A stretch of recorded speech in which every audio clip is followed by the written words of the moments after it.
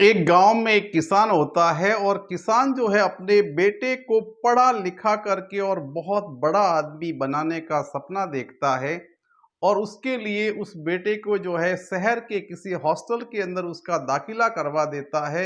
और बच्चा वहां अपने साथियों के साथ में स्टडी कर रहा होता है।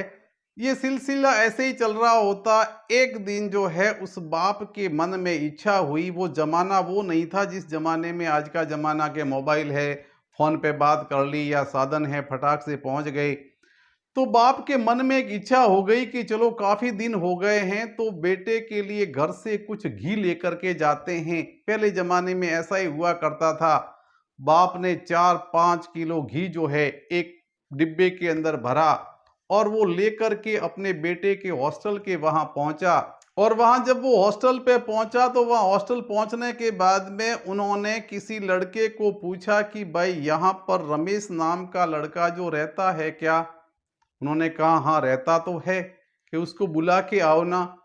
वो बुलाने के लिए उसको गया और जाकर के उसको पूछा कि रमेश कोई आया है, बुजुर्ग आदमी है और वो तुम्हें याद कर रहा है। रमेश जो वहां से देखता है और उसके पापा को देखने के बाद में उसको लगता है कि ये पापा इस ड्रेस के अंदर इस प्रकार के कपड़े पहन करके यहाँ कैसे आ गए, यहाँ तो मेरी इंसल्ट हो जाएगी।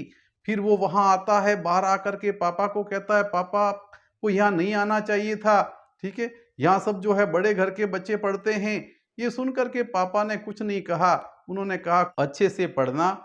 लो मैं तो खाली तुम्हें ये घी देने के लिए आया था। अब वो वहां से घी का डिब्बा लेकर के निकलने को ही होता है।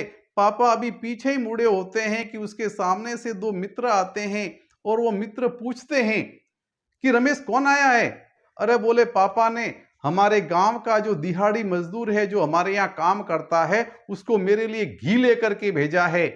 ये शब्द जो है पापा के कानों में पड़ जाते हैं और उनके कदम जो हैं वहां घर आने की तरफ बढ़ ही नहीं पाते हैं।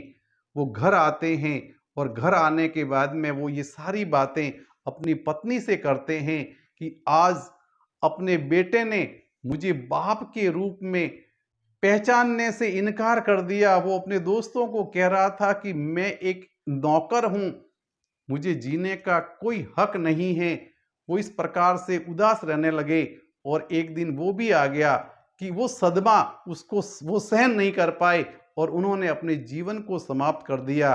तो दोस्तों, ऐसा बेटा मत बनना जो कि माँ बाप को स्वीकार करने से इनकार कर दे।